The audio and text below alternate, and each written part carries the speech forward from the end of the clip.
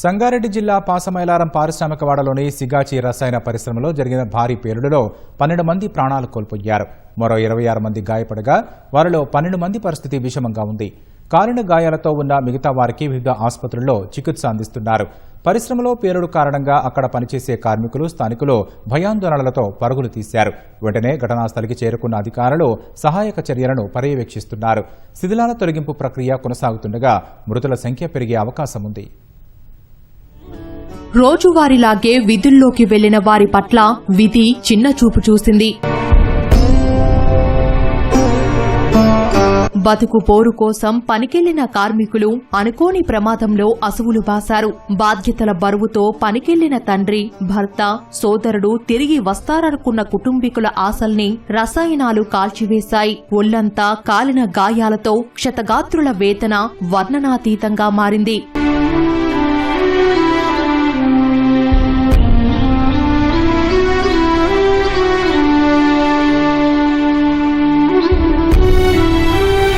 పాసమైలారంలో సిగాచి రసాయన పరిశ్రమ 40 ఏళ్లుగా నడుస్తోంది. ఉదయం పరిశ్రమలో పేలుడు జరగడంతో భారీ ప్రమాదం చోటు చేసుకుంది. ప్రమాద తీవ్రతకు అక్కడ పనిచేస్తున్న కార్మికులు 100 మీటర్ల దూరం మేర ఎగిరిపడ్డారు. పేలుడు తీవ్రతకు 3 అంతస్తుల భవనం కుప్పకూలగా సమీపంలో మరో భవనం బీటలు వారింది. మంటల ధాటికి పరిసరాల్లో దట్టంగా పొగ అలుముకుంది.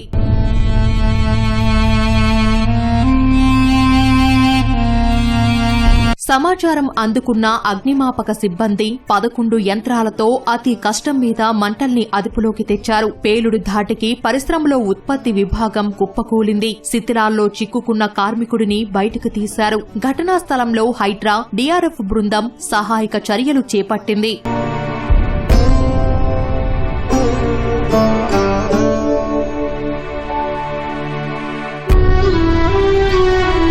పేలుడు తర్వాత సమీపంలో దట్టమైన పొగలు అలుముకోవడం సహా ఘాటైన వాసనలు వెలువడగా స్థానికులు ఉక్కిరిబిక్కిరి అయ్యారు. అక్కడకు చేరుకున్న సంగారెడ్డి కలెక్టర్ ప్రావీణ్య, ఎస్పీ పరితోష్ సహాయ చర్యలు పర్యవేక్షించారు. ఫ్యాక్టరీ చుట్టుపక్కల వారిని ముందస్తుగా ఖాళీ చేయించారు. ప్రమాదానికి గల కారణాలపై విచారణ జరుగుతోందని అగ్నిమాపక డీజీ నాగిరెడ్డి తెలిపారు. సిగాచి ఫార్మా యూనిట్ లో మైక్రోక్రిస్టలైన్ సెల్యులోజ్ అనే మెటీరియల్ తయారు చేస్తారు. ఈ డ్రైయింగ్ ప్రాసెస్ లో బ్లాస్ట్ అయిందని చెప్పేసి ఇక్కడ ఉన్నటువంటి ఇండస్ట్రీ ప్రాసెస్ ఎక్స్పర్ట్స్ చెప్పడం జరిగింది. అసలు రీజన్ ఏందనేది ఇన్వెస్టిగేషన్ లో తేలుతుంది. దాంతో పాటే ఈ యొక్క బ్లాస్టింగ్ లో మొత్తం ఆ యొక్క డ్రైయింగ్ ఎక్విప్మెంట్ గానీ, తర్వాత పక్కన ఉన్నటువంటి బిల్డింగ్ గానీ చాలా డ్యామేజ్ కావడం జరిగింది.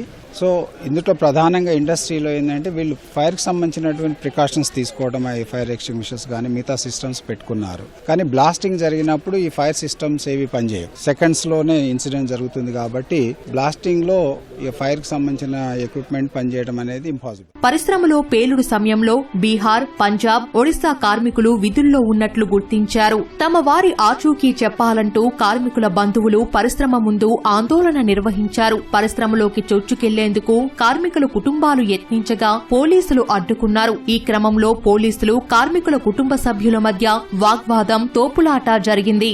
ఘటనా స్థలిలో సహాయ చర్యలు కొనసాగుతున్నాయన్న అధికారులు విచారణ తర్వాత ప్రమాదానికి గల కారణాలు తెలుస్తాయని వెల్లడించారు.